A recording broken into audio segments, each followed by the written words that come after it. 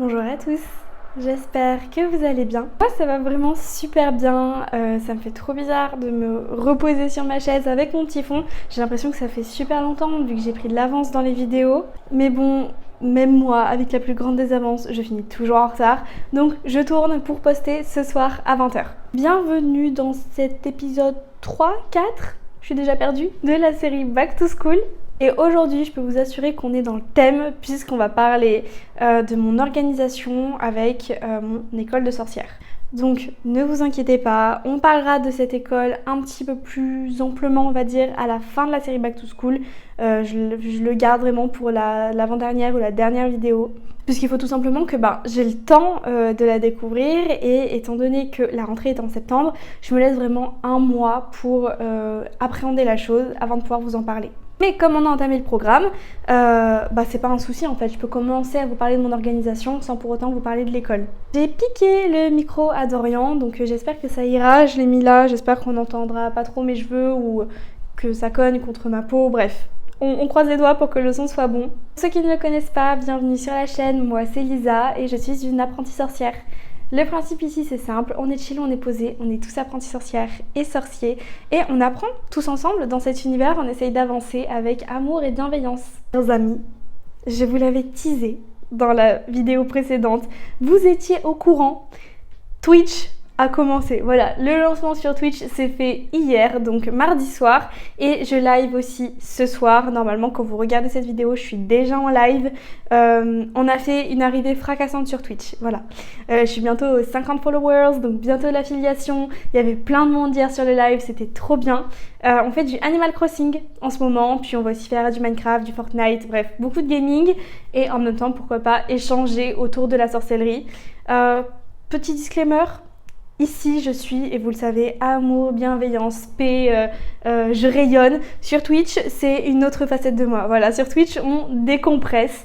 Donc, c'est vrai que c'est moins, je parle comme ça. Voilà.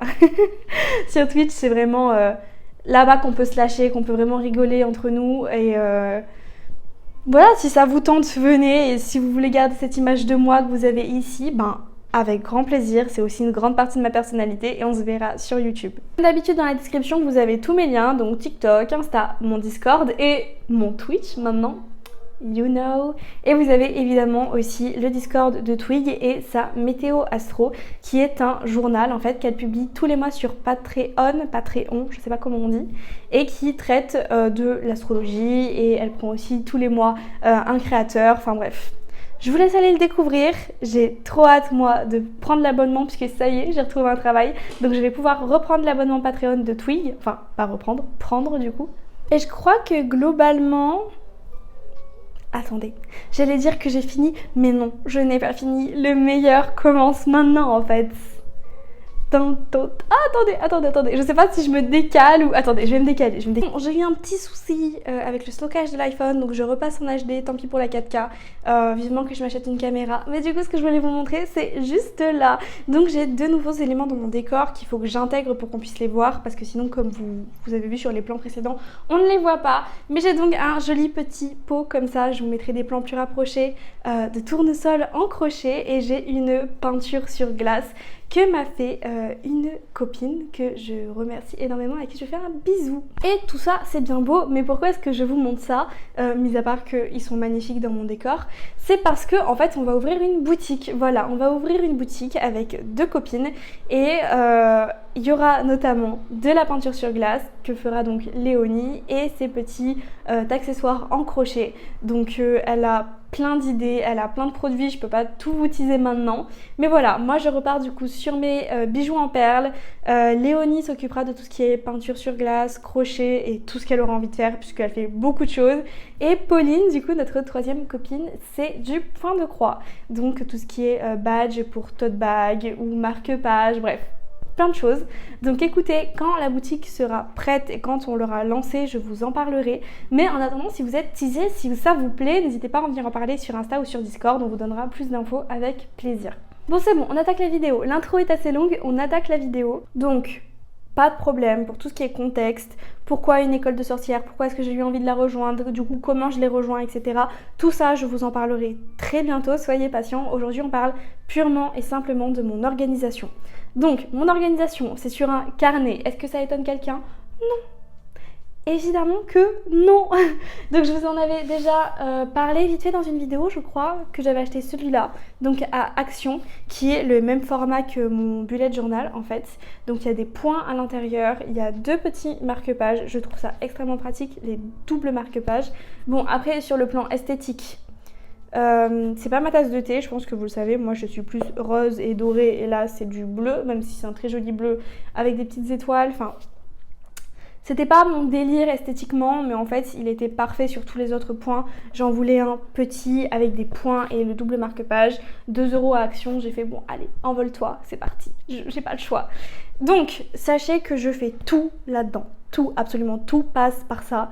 Donc, c'est mon carnet de cours, c'est mon carnet d'exercice, c'est mon carnet de compte rendu et je mets tout à l'intérieur. Pour moi, c'est vachement plus simple de faire comme ça parce qu'au moins tout est centralisé à un même endroit et j'ai déjà énormément de carnets. Donc, si je me mets à avoir un carnet d'exercice, un classeur de cours et tout le reste, je me perds. Donc, je catégorise tout là-dedans et ce que je fais tout simplement, c'est que je sais pas si là on pourra bien le voir, mais les premières pages sont teintes en vert. Donc quand je dis teinte, en fait, c'est que je passe du fluo autour. Je vais vous montrer un peu rapidement sans vous pour autant... Voilà. Donc en fait, ce que je fais, c'est que je fais ça. Sur toutes les pages en fait qui concernent le chapitre 1, que ce soit exercice, cours, tout ce que vous voulez, par exemple sur tout le chapitre 1, ce que je fais, c'est que je passe au contour vert. Le chapitre 2, ce sera du rose et que au moins ça me permet, vous voyez, de quand je tiens mon carnet comme ça, de pouvoir retrouver où étaient mes chapitres. Ça, c'est comment est-ce que je classifie le cahier. Ensuite, pour tout ce qui est cours, exercice, tout simplement, je marque cours ou exercice. Voilà. Et je ne sais pas si la structure des cours sera la même à chaque fois, mais là, en tout cas, pour cette fois, c'était... on nous a donné un exercice à faire avec trouver des définitions, par exemple. Sans cours, sans introduction ni rien. Donc je pense que c'était pour évaluer notre niveau et là où on se situait. Et bien tout ce que j'ai fait, c'est simple, c'est que j'ai fait une première fois à l'aide de mes connaissances. Donc je donne la définition des mots de ce que je connais en fait, de ce que ça m'évoque. Et après, je fais une seconde partie recherche où je complète ou rectifie ce que j'ai dit. Après, on est passé au cours, donc notre professeur nous a envoyé un cours en PDF que moi, je recopie et je synthétise. Enfin, j'aime pas ce mot parce que j'aime pas dire que je synthétise le cours de quelqu'un, mais vous savez, il y a des choses qu'on sait déjà ou des fois, il y a des phrases qui sont là pour nous expliquer la chose, mais une fois qu'on nous l'a expliqué une fois, on sait, c'est bon. Et donc, du coup, il y a des choses que je ne recopie pas. Mais donc je réorganise pas, juste je sélectionne en fait ce que je veux faire apparaître dans mon cours, ce dont je veux me souvenir. Autre chose, des fois on a des exercices pratiques à faire. Donc c'est pas des recherches, mais c'est des choses à faire. Quand c'est comme ça, je fais une fiche à part. Ça veut dire que je fais une fiche avec l'exercice où je recopie l'énoncé parce que je me dis que ça, je veux l'avoir à part parce que ça peut m'aider pour ma pratique. Par exemple, on a fait un exercice de visualisation. Les consignes, je les ai trouvées très intéressantes. Pour moi, c'était extrêmement pertinent.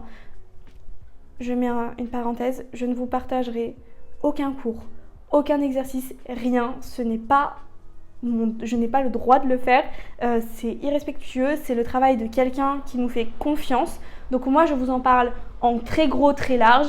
Mais sachez que si vous m'envoyez un DM pour me demander de vous donner les consignes d'un exercice, je ne pourrai pas le faire. C'est une question de principe et de respect. Donc voilà, parenthèse faite. Quand on a un exercice pratique, je note les consignes sur une petite fiche Bristol que je mets dans mon petit classeur que vous avez jamais vu, mais c'est un petit classeur, vous savez, dans lequel on mettait nos fiches Bristol quand on était au lycée, quoi. Et je me dis, parce que ça peut me servir tout au long de ma pratique, ça peut me servir tous les jours. Tous les jours, je peux avoir besoin de ces petits exercices. Donc, je fais mes comptes rendus dans le carnet, mais les exercices, je les note sur ma fiche Bristol. Voilà.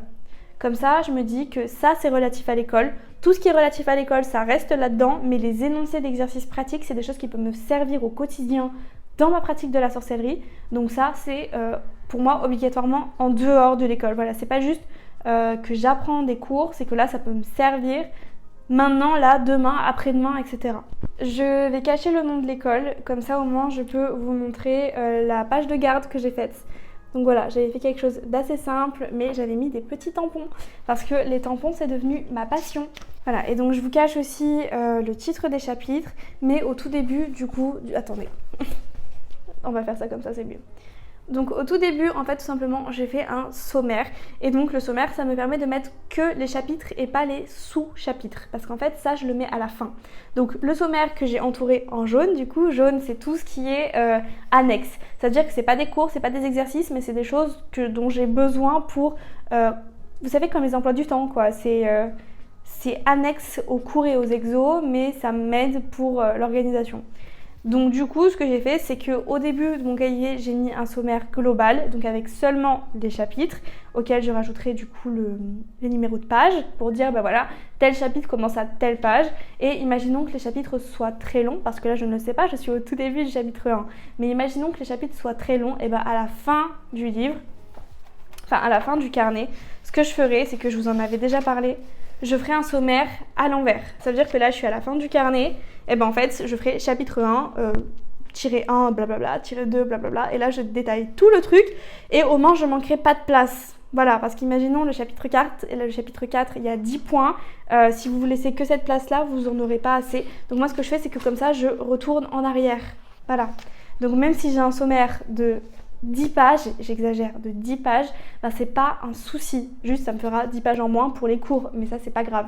Pourquoi est-ce que j'aime bien le double marque-page? Le double marque-page, j'aime beaucoup parce que ça me permet tout simplement de mettre un petit ruban au début du chapitre et un petit ruban là où j'en suis.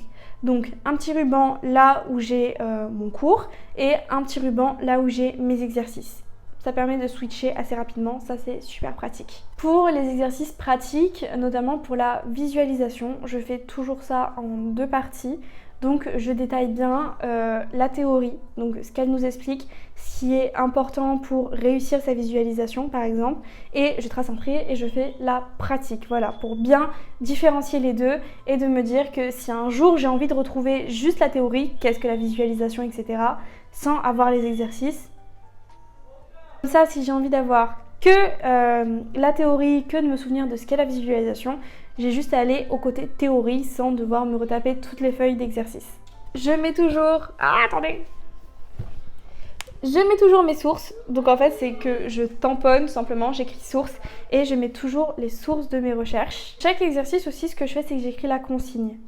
Donc je vais recontextualiser parce que là vous devez être un peu perdu. On a des exercices pratiques et on a des exercices de recherche ou d'expression, par exemple trouver la définition des mots.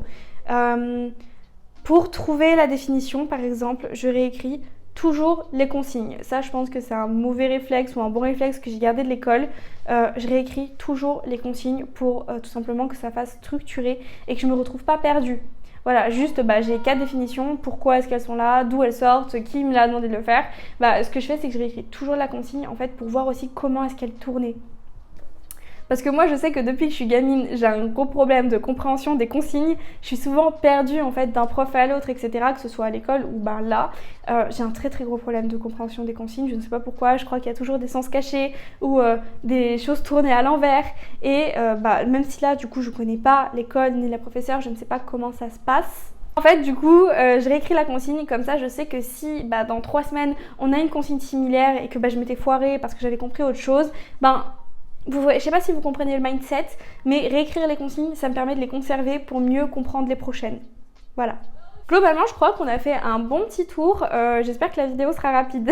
Comme j'ai fait que couper, j'ai pas le temps final, mais je voulais une petite vidéo rapide, efficace, pour tout simplement vous la poster à temps, pour vous préparer le live de ce soir et pour aussi préparer le Study With Me qui sort dimanche. Dimanche prochain, ce sera une vidéo très posée où tout simplement je pense qu'elle fera bien 45 minutes, 1 heure et ce sera exclusivement du Study With Me pour vous, pour que vous puissiez vous poser 45 minutes, 1 heure avec moi et que vous fassiez enfin vos pages de garde ou que vous mettiez enfin à la lecture d'un livre, voilà. Cette vidéo dimanche prochain, elle est pour nous tous. En tout cas, moi je vous fais d'énormes gros bisous, merci pour votre soutien, merci à ceux qui seront sur le live ce soir. Merci à tous ceux qui suivent cette série de près. Sachez que ça me fait extrêmement plaisir qu'en ce moment j'ai vraiment l'impression que je réalise mes rêves d'enfant Et ça n'a pas de prix. Vraiment, ça n'a pas de prix. Je suis tellement reconnaissante de tout ce qui m'arrive. Même pour avoir eu la chance d'intégrer cette école, pour moi, c'est juste incroyable. En ce moment, en plus, avec le travail, ça se passe super bien. Pour ceux qui ne savent pas, je fais de l'intérim et ça se passe super bien. Donc, je suis vraiment soulagée de ce côté-là. Et ça me permet, pendant mes semaines de pause d'intérim, du coup, de pouvoir à fond bosser sur mon contenu sans culpabiliser, sans avoir cette boule au ventre de me dire bah là, c'est bien, je fais un truc que j'aime, je fais un truc qui me galvanise, je bosse pour YouTube et pour Twitch, mais comment je vais payer mes factures, quoi. Donc, merci la vie en ce moment. Merci, tu me gâtes et j'en ai conscience. Voilà. Tout pour moi. On se retrouve dimanche du coup, hein, pour une bonne petite vidéo Study With Me. Donc préparez-vous. Préparez-vous. Dimanche ou début de semaine, vous allez avoir du taf avec moi. Je vous fais de gros bisous. Passez un bon mercredi, passez une bonne fin de semaine. Voilà. Parce qu'on se retrouve le mercredi, c'est quand même dingue. Passez une bonne fin de semaine. C'était Witch Abricot. Prenez soin de vous.